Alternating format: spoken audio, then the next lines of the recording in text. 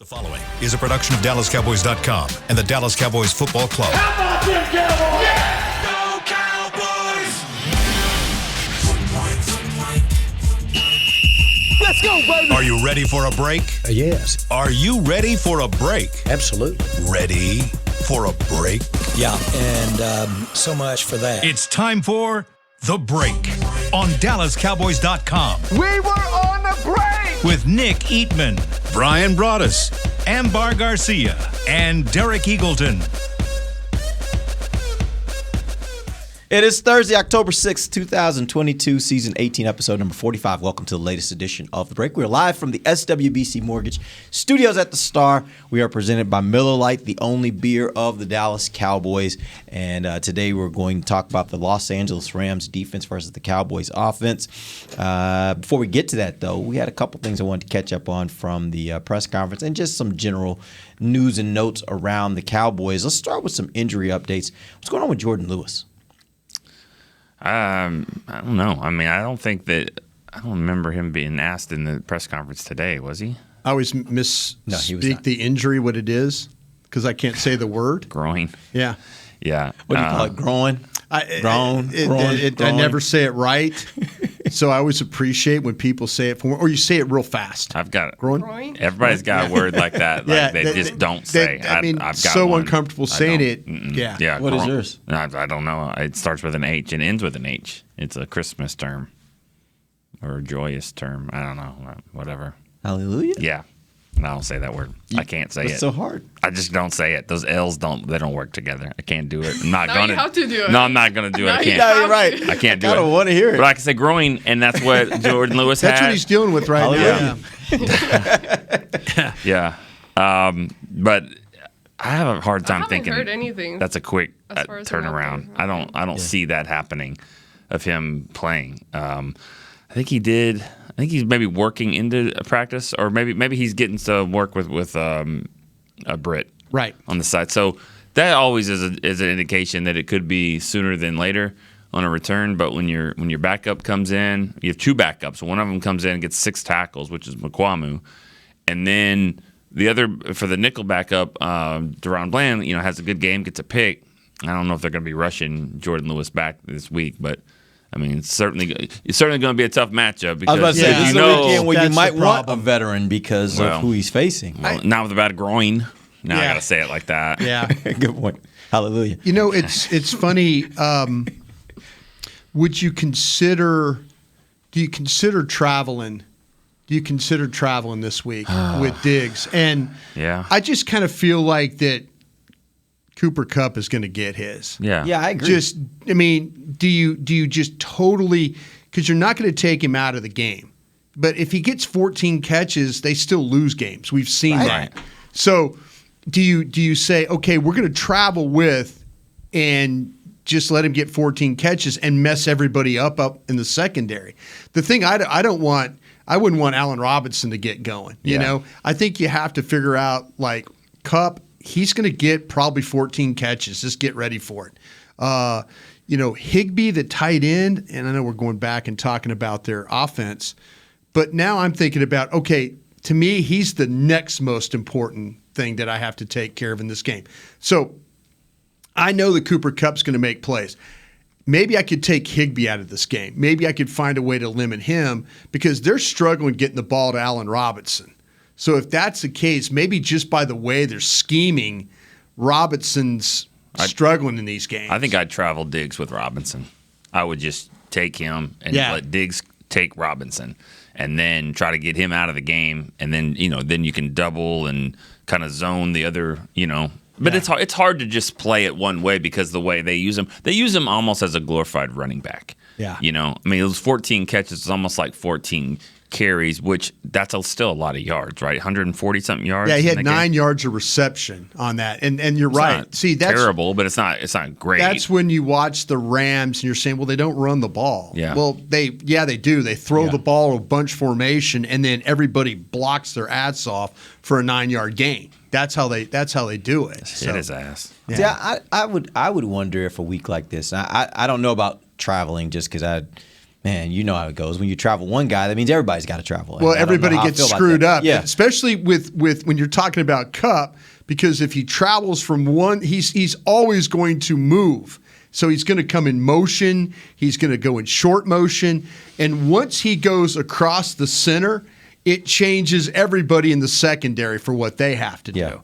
So as good as this defense is playing, I would prefer to say just play what you play. Do what you do. Right. If Coop, like you said, if Kupp gets off and gets 14 catches, that's fine because we've seen this season they're 2-2, and he's getting that number of targets every single week. Right. And they've lost 2 of those games, which makes me think that doesn't kill you if he gets that number of catches. You just want to make sure that wherever he catches the ball, that's where he goes down. You don't need yards after catch. He goes down where he catches the ball. And if you do that, I think you can still be successful against this team. To me, if they find a way to run the football against you and have success, I think that's far worse than Cooper Kupp catching the ball. I agree. I mean, because we've figured out here, teams get behind the chains against the Cowboys, it turns into pass rush, it turns into pressure, and it turns into punts for the opponent. So I personally worry about. I know this just from being in pro scouting and going on the road and evaluating. I said, listen, I know we can't run the ball again. I know we can't run the ball against anybody else, but we need to try and run it against these guys. Yeah. We need to try. And if we have success, it could help us win this football. I'm talking from a Rams perspective. That as an advanced scout, I would go back to Sean McVay and say, Coach, I know it's 3 yards a carry. These guys will give you opportunity to run the ball. We just have to be committed to doing it. And that's what I kind of worry about with this crew right here. Yep. Let's talk about a few other guys that showed up on the injury report yesterday. You got Donovan Wilson, you got Jake Ferguson, you got Quentin Bohanna. Do we know anything about where they are? I'll comment about Ferguson because I know that one. That one was a knee.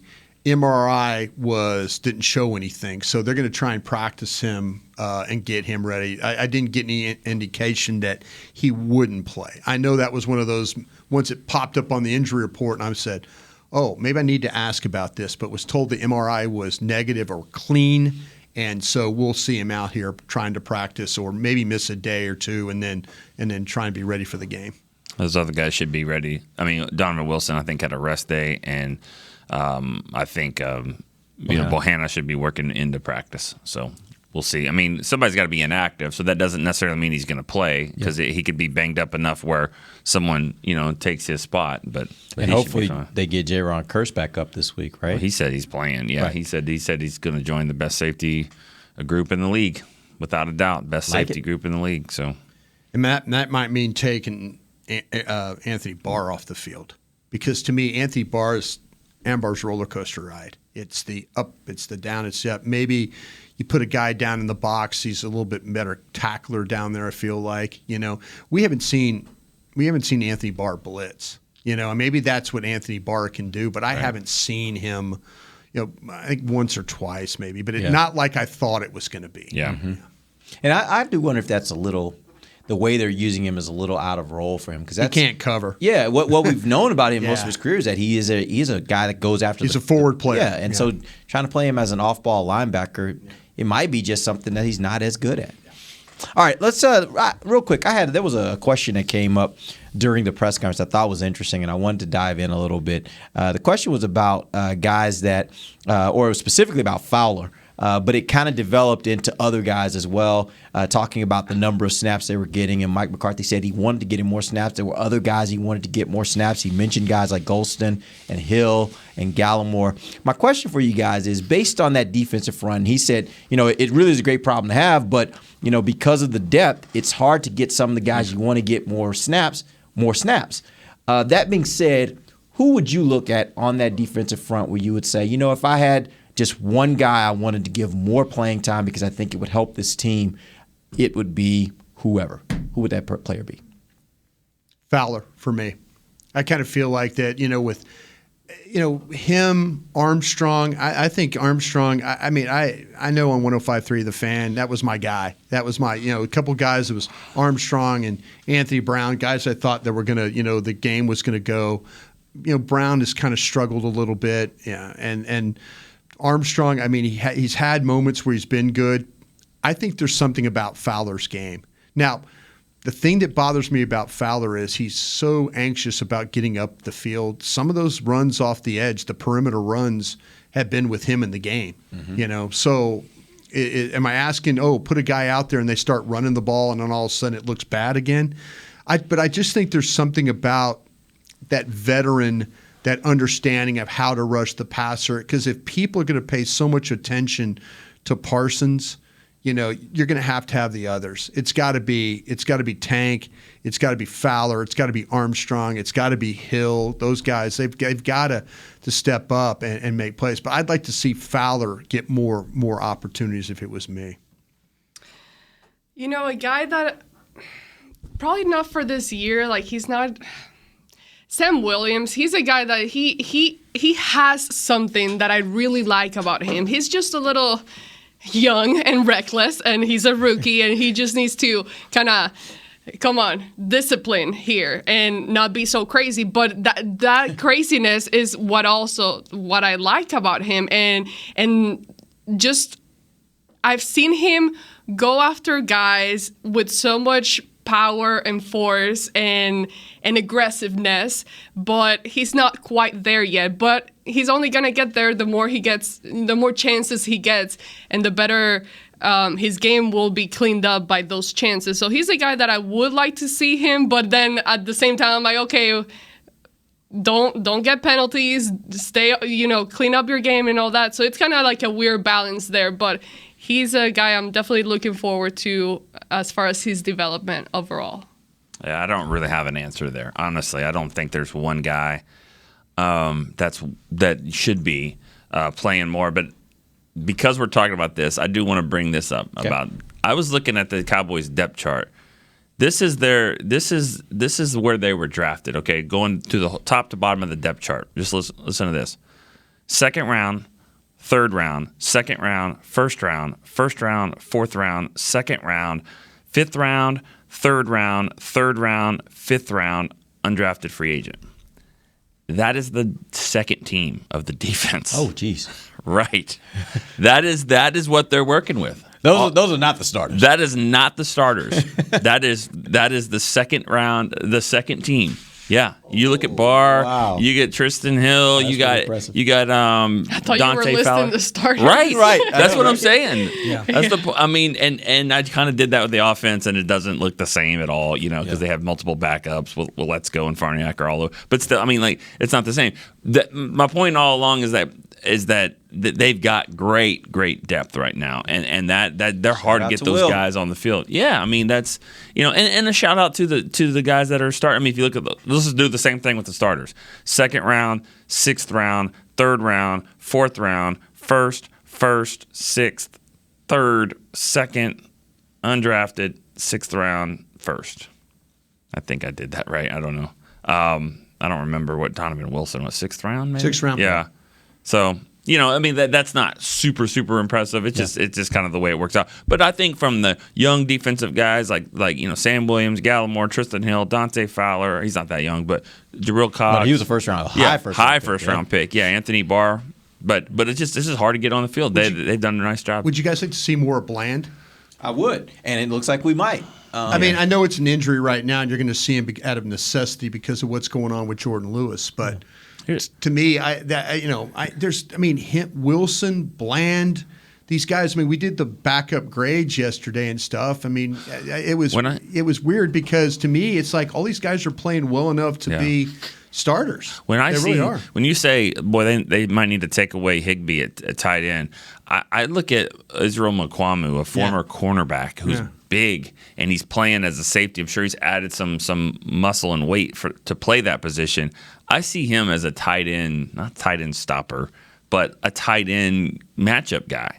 And I think he would be, I see Nashawn Wright kind of doing that too. Yeah, the thing about that is, though, both those guys are even depth because you got Jaron Kearse, who did a really good job at that same role last year. So you start thinking about that. Yeah, that'd be great. They're also behind somebody. This defense is really deep. Really deep. I think you almost have to treat Higbee like a wide receiver. I mean, we used to see that. So you put a corner on him. Yeah, McQuamu used to McQuamu play corner. yeah. But the thing about it is, remember the Rod Marinelli administration that we used to see Byron Jones every once in a while Yeah. when the Eagles were really rolling with those tight ends that they had. You would see like Byron Jones would leave corner and then he would go and play over, even Rob Ryan, he would do it, he would move a corner on. So if you got a guy that's a true weapon and you put somebody on there that knows how to cover and knows how to carry routes and things like that, it's, you can't just say, oh, we're going to put a linebacker on him because he runs away from linebacker, even though you got linebackers that can cover a little bit. But I would treat Higbee like a wide receiver if it was me. Especially on a team like this where you think he's probably the second best receiving option right now. Yeah, he sure is. All right, we're going to take our first break. We'll come back. We'll jump into the Los Angeles Rams defense versus the Cowboys offense. This is DallasCowboys.com radio. Todd thought it would be secure to jog in the cheetah savanna. Todd believed the big cat repellent he bought online was reliable. And now, Todd is trying to be faster than this cheetah that can run 80 miles per hour. But the good news is, Todd has AT&T 5G that is fast, reliable, and secure. And he learned the best thing to do is stop running and toss her the backpack with the beef stew. AT&T 5G. Fast, reliable, secure. It's not complicated. 5G requires compatible plan and device. 5G may not be available in your area. See att.com/5G for you for details. What do you call a group of grown men and women with their faces painted silver and blue who get together every week to share a 3-hour-long ritual of jumping, singing, and toasting Miller Lite in 10-gallon hats while yelling, "How about them Cowboys?" You call it Miller Time in Dallas.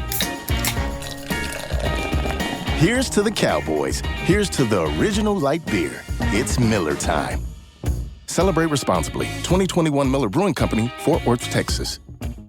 Want to use what the pros use? How about the official men's skincare brand of the Dallas Cowboys, Jack Black? Right now, you can get the Jack Black Starter, a curated collection of Cowboys locker room favorites for just $10 with free shipping. The starter includes 4 Jack Black skincare favorites, plus a full-sized intense therapy lip balm. Go to getjackblack.com/Cowboys and use the code word TEAMJB. That's getjackblack.com/Cowboys. The Jack Black Starter, $10, free shipping. When you build, you start with the foundation. And home ownership is a foundation of a stable future. The Bank of America Community Home Ownership Commitment has helped over 34,000 people lay the groundwork so far, with up to $10,000 towards your down payment or 3% of the purchase price, whichever is less. The satisfaction of owning your own place can become a reality. Visit bankofamerica.com/homeowner to learn more. What would you like the power to do? Bank of America N.A. Equal Housing Lender. Credit and collateral is subject to approval. Restrictions apply. This is not a commitment to lend. Back to the break. Book an appointment at your local Essilor expert. Find the perfect Essilor lens for you. See more, do more, Essilor. Welcome back. It is the second segment of the break, live from the SWBC Mortgage Studios at the Star. We are presented by Miller Lite, and this segment is presented by Blockchain.com. Let's jump into the Rams defense versus the Cowboys offense. Brian, as I did yesterday, I kind of qualified my first question of what do they do best by saying outside of Cooper Kupp. I think it's equally apropos to say that on the defense, outside of Aaron Donald, what's the best thing that they do? Yeah, I think to me, they've got a player that can eliminate anybody in your receiving core. They've got the guy. Now, he struggled at times. If you watch the Buffalo game, it wasn't one of Jalen Ramsey's better games. Diggs did a great job in that game. When you talk about Ramsey, he's super aggressive. He's going to play both sides. He's going to line up on the left corner. He's going to line up on right corner.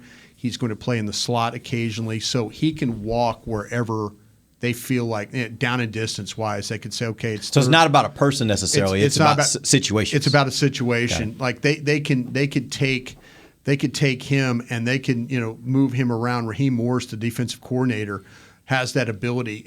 And you mentioned Donald, because I'll say it with him. They do the same thing with him. Mm-hmm. He's not just going to play the under tackle, the 3 technique on the shoulder of a guard. He's going to move around. He could play defensive end. He could play the 1 inside. He could play the 3 outside. So they're going to move him around quite a bit.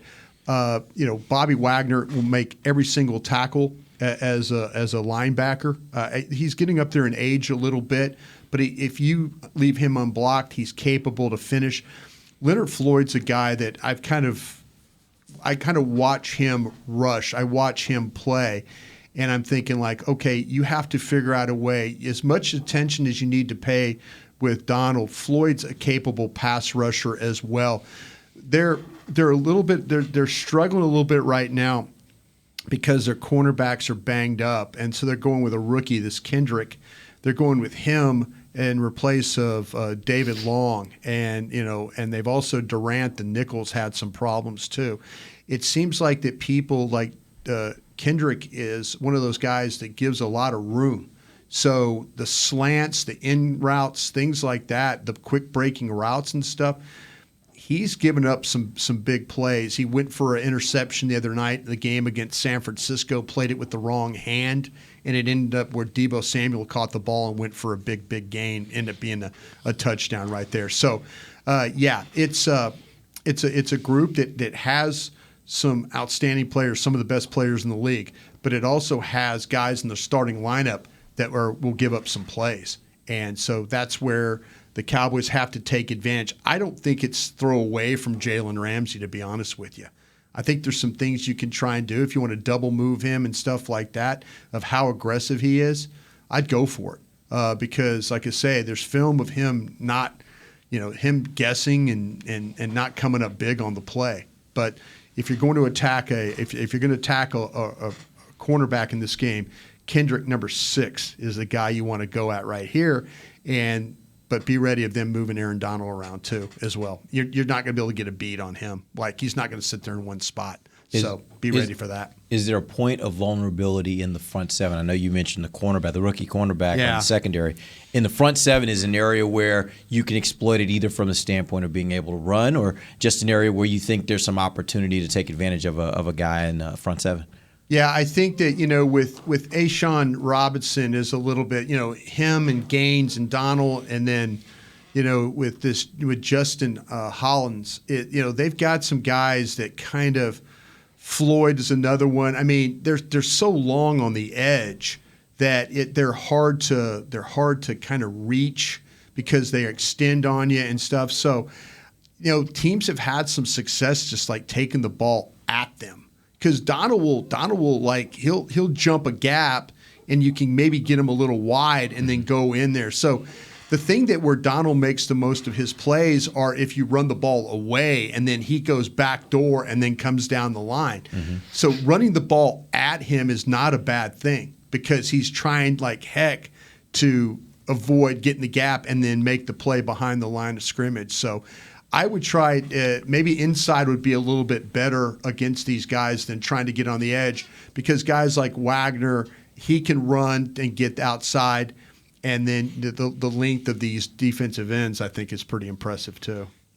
Any chance the NFL just suspends Bobby Wagner this week because of his assault on that fan? No, and I hope every player from now on starts destroying stupid fans that decide they want to run on the field. Destroy them. Well, it drives me crazy that now the guy has there's a police report out there. I'm like, come on, man. You ran onto an NFL field. What do you expect? Well, the NFL's got to do something because of the security guards that they got. I mean, they're tearing their ACLs just trying to catch them.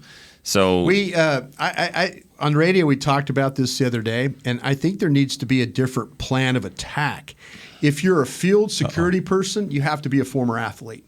You have to be somebody. Former players out there. Former player. I would love to see that. Yeah, I would love to see that because you don't need me in the red windbreaker trying to chase people around. It just doesn't work. So me and the red windbreaker running around, falling. You're the down. supervisor. Yeah, you're the supervisor. So I want Jesse Hawley out there. Right. Stand back. Did you guys exactly see? Right. Maybe you did. Maybe you didn't. Just because of my line of work. Did you see the lady? They were having a problem in Minnesota with people chaining themselves. The Minnesota Timberwolves were having problems with people chaining themselves to the basket and stuff like that in protest for like PETA stuff and things like that. Okay, there was a lady in the second row at a Timberwolves game. I saw that, yes. And this one security guard lady was looking, and as soon as that lady took off of the court, she tackled her right there.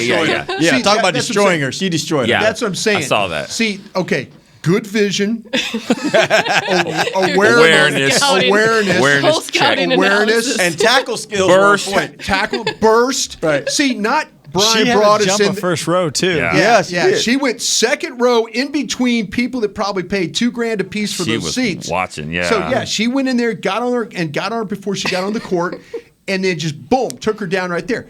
That's what you got to have. Yeah. You can't have it's like Laurel and Hardy out there, running around, Benny, whatever. The old Benny Hill. The old Benny, and then playing the Benny music. Terry Tate. Yeah, and then you blow an Achilles. Somebody did. That guy in the black shirt, he was out. That's what I'm saying. Yeah. So to me, those guys are okay in the stands. But if you're on the field, you have to be a former athlete. We can't have embarrassment of people running around forever out there. I think it should just be the practice squad for both teams. You just both stand out there, and if that's anybody what runs you out do. there, You're there. You get to play this You get to week. play a little bit, and they're hungry too. Yeah, so you know they're going to devour anything that gets onto the field. Yeah, just need a better plan. Yeah. Better plan. I mean, Devin Harper, he's not on the practice squad. He's actual, inactive. But the inactives in the practice squad, that's your job. Yeah, I love that. But I think it's ridiculous that people are now putting in police reports because they're where they're not supposed to be, and they got hit by somebody. Was it targeting or was it a good hit? I mean, I feel like it was a good. Blew him up. I couldn't tell with all the smoke. Blew him up. Yeah, he blew him up.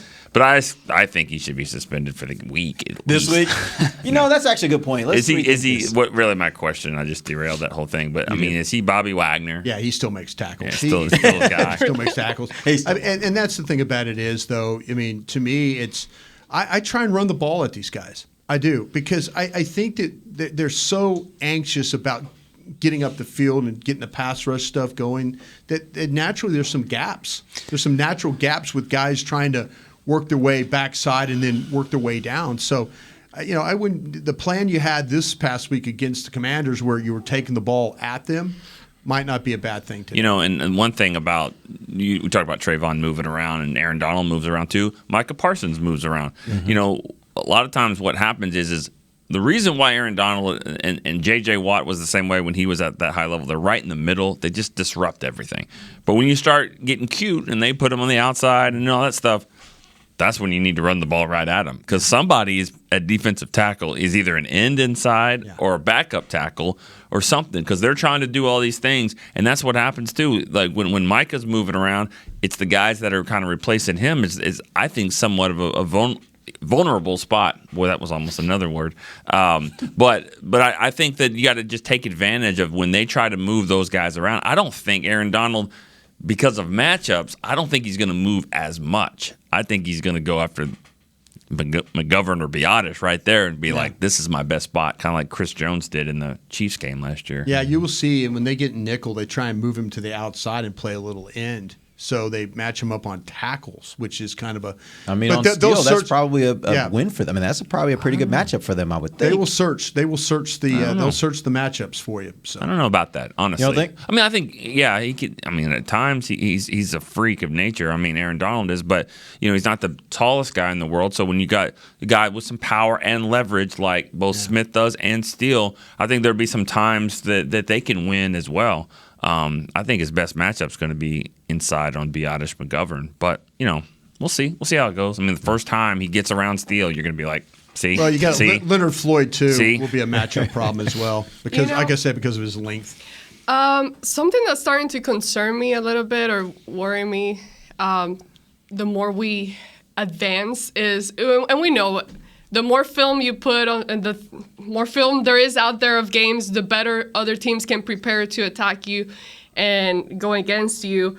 With the way that Kellen Moore has kind of simplified the offense to better fit what Cooper Rush is doing and his abilities, are you guys concerned at all that now we're getting maybe at a point where other teams can kind of, okay, we got you figured out in the simple things that you kind of do, and we've seen it before when teams do that and got Kellen Moore figured out, they slap you in the face, and it's just not going to be enough for them to score the amount of points that they're currently scoring. So I don't know if we're at that point just yet where a team like the Rams can kind of better prepare and attack an offense like the Cowboys currently have right now, or if it would come and happen like next week in a week against the Eagles. Yeah, and your point is great because you watch where Kellen Moore is even trying to trying to help his quarterback is even when the ball's going downfield, the max protect stuff. It's like, damn, I know I can't block this thing straight up, so I've got to keep a receiver in, I keep tight ends in, I keep backs in, whatever I have to do. This is going to sound just very simplistic, like the offense, but this is who you are. This is how you have to function right now, because you don't. I don't think your quarterback is steady. I don't think he's dynamic enough to call those plays. But I'm okay if they max protect and take shots, because if it's a 50-50 ball and you're going to either catch it or maybe you get the PI. That's how I'm at. If I'm for however to manufacture offense, because I know I'm limited at quarterback. My guy's good, but I don't think he can make all the throws. And that's the thing that scares me right now is, like, he's good enough. Can you score enough points to beat somebody like the Rams? And this is a different challenge than it is against the Commanders or the Giants or something. This quarterback, to me, and I know there's been some struggles here, he's going to put up some points, or he's capable of putting up points. Can you match him in that regard? The one thing is, with Cooper Rush hasn't had to play at a level where he's had to put up 30-something points, because the defense has kept him in a game where he doesn't have to do that. So I don't know. That's what scares me about the next 2 weeks. The Rams are capable of putting up points. So are the Eagles. But 3 weeks into this whole thing, you're going into week 4 with Cooper Rush. I mean, are we at a point where maybe we start seeing Kellen Moore incorporate a little bit more dynamic plays? I think the deep shots. I think the deep shots are something that he probably didn't want to do the first couple of weeks. But and you also now have Gallup, so that could add something to that. Exactly. Yeah. So it's a great question, but man, to me, if I'm Kellen Moore, I just keep calling the plays I'm calling, because you're not turning over the ball. But you're not risking it for something that might not work. Yeah, this is also why I think the whole conversation on Dak versus Cooper is kind of short-sighted, because as time goes on, it's going to get harder on Cooper Rush. The league has been doing it was hard on him last week. Right. Yeah, exactly. They didn't run the ball. The league has been trying to figure Dak out, and they have in some respects. Some things that they figured out they can create problems for him. But that's not a new thing for Dak. As time keeps going on, like, people forget, Cooper Rush is not throwing for a ton of yards every week. I mean, I think his average is under 200 yards a game. Like, he's not throwing for a lot of yards.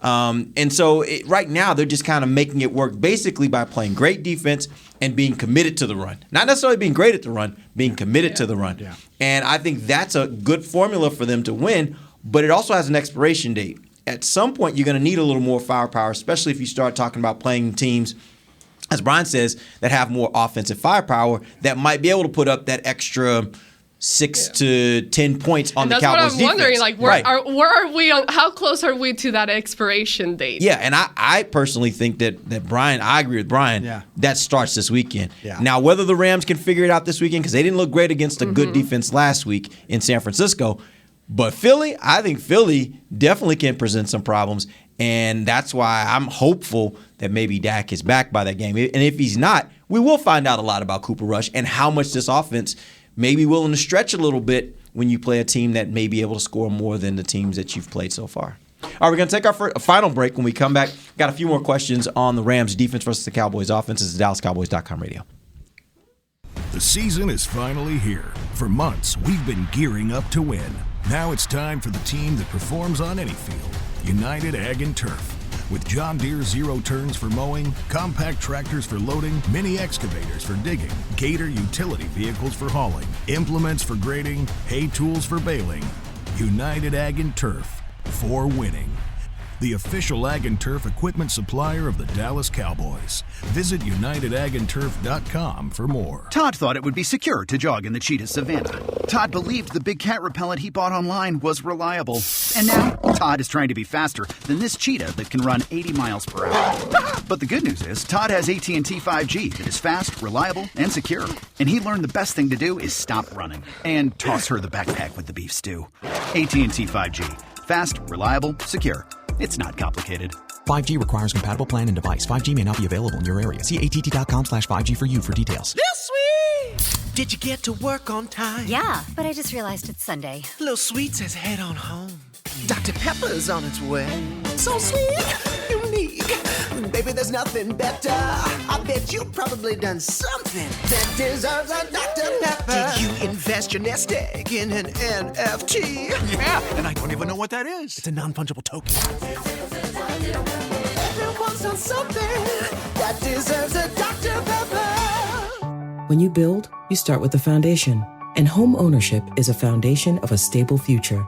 The Bank of America Community Homeownership Commitment has helped over 34,000 people lay the groundwork so far, with up to $10,000 towards your down payment or 3% of the purchase price, whichever is less. The satisfaction of owning your own place can become a reality. Visit bankofamerica.com/homeowner to learn more. What would you like the power to do? Bank of America N.A. Equal Housing Lender. Credit and collateral is subject to approval. Restrictions apply. This is not a commitment to lend.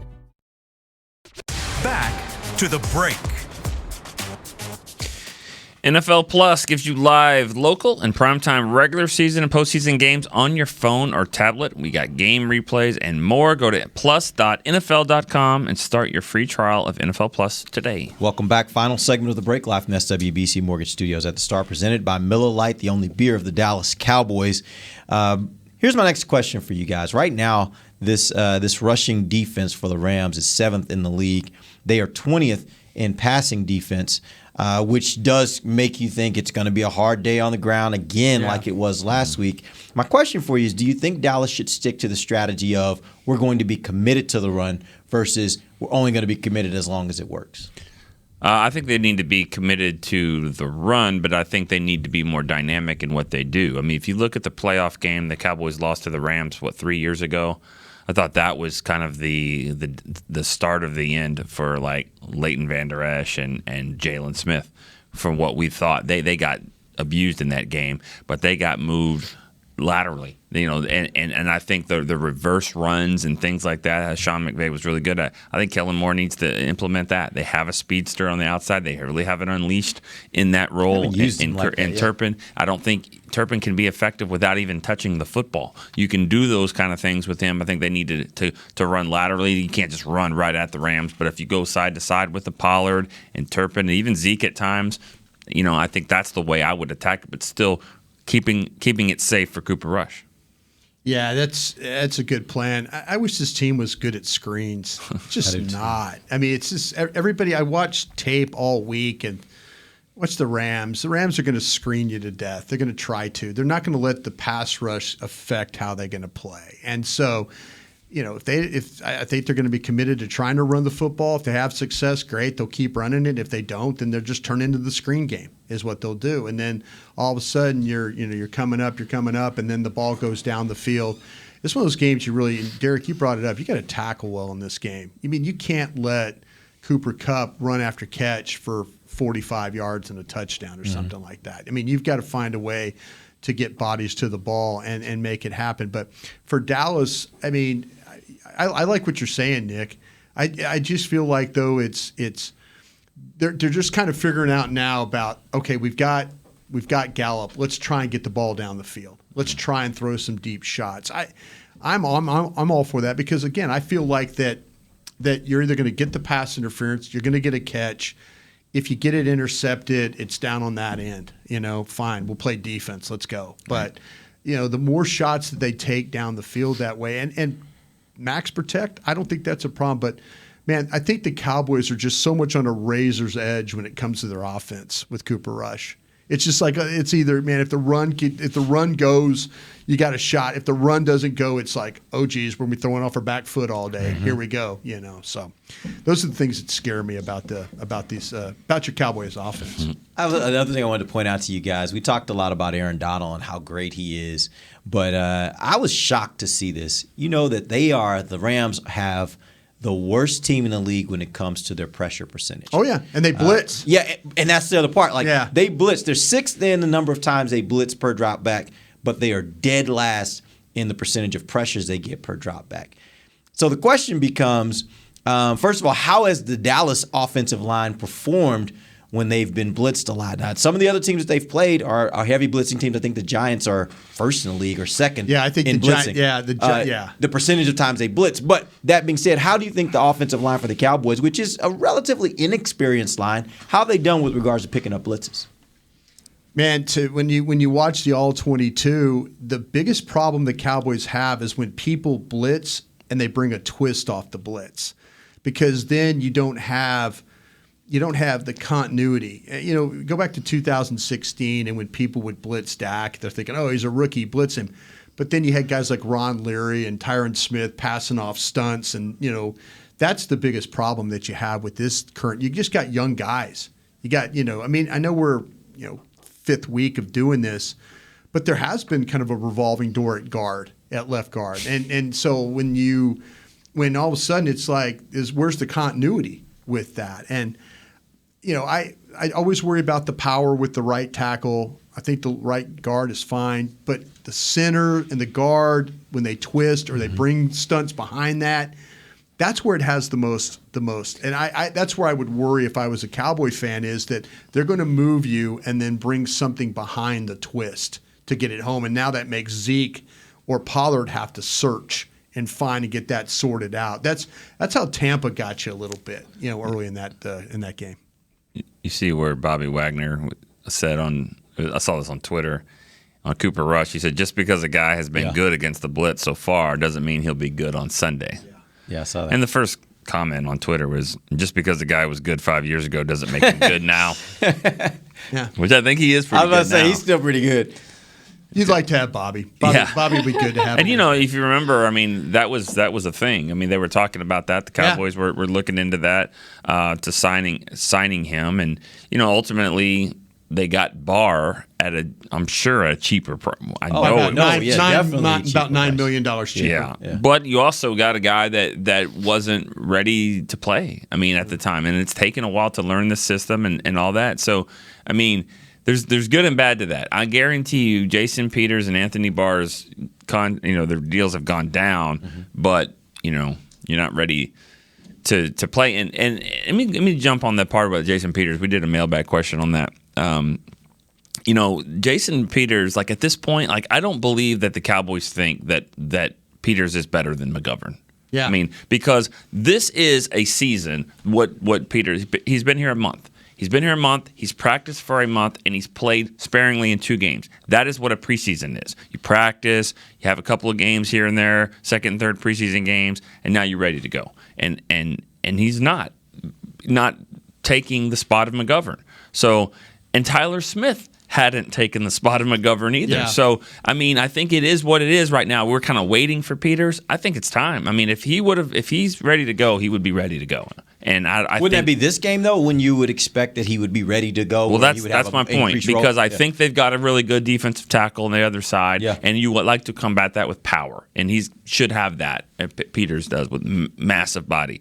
So if he doesn't play this week, to me, is that's what they believe. They believe McGovern's a better option. They protected their bet by signing Peters because they weren't sure really how good Tyler Smith was going to be. Right. Or when Tyron Smith would come back, if at all. Yeah, Tyron Smith, they're thinking, okay, maybe December, right? Yeah. Okay, so they get Peters because they don't know that Tyler Smith. They're thinking, man, we kind of liked him at tackle. We're going to put him out there and see how it goes. Mm-hmm. But they protected themselves on the bet is what they did.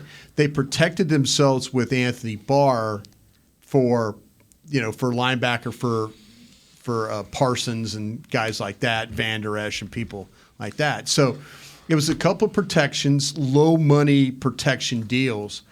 But I would not be surprised if somehow, some way, Tyron Smith comes back earlier than we expect, that Jason Peters is no longer here. I could see something like that if they needed a roster spot. That with what, and maybe it is, maybe they do. I don't know if they want to kick.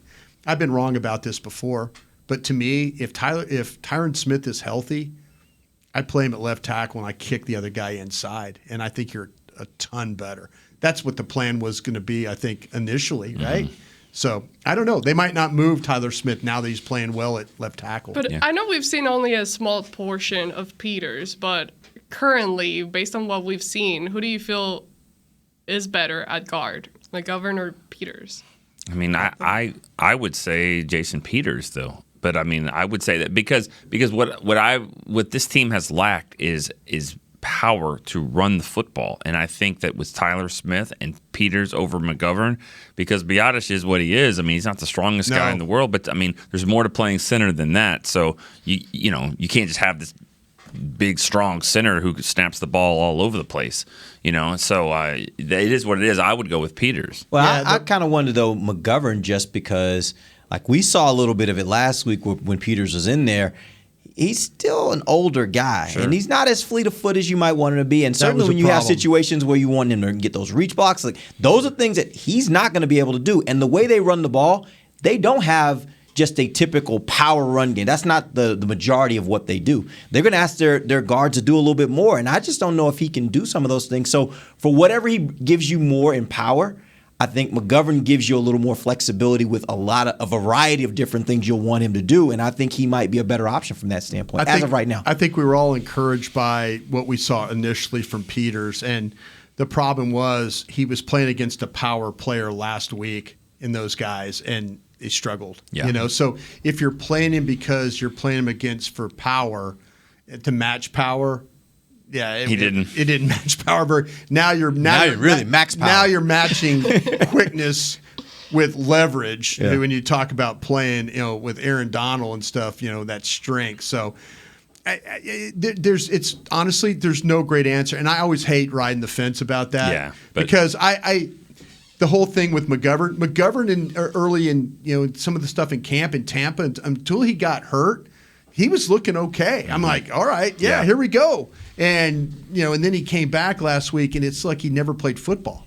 There was things he was doing, but I think a lot of it had to do with those guys playing inside for the Commanders. Yeah, I think those guys make you look so bad. And you got a few of those coming up. Like you got that coming up against Philly. You're going to have that this week. Yeah. Like that's going to be the natural thing for these next several games, right? Yep. All right. Appreciate you guys joining us. We'll be back tomorrow. We're going to get you guys ready for the game, give you our final thoughts on what we think is going to happen. Until then, for Nick Eaton, Brian Broaddus, Amber Garcia, I'm Derek Eagleton. This has been The Break, live on DallasCowboys.com radio. This has been a production of DallasCowboys.com and the Dallas Cowboys Football Club.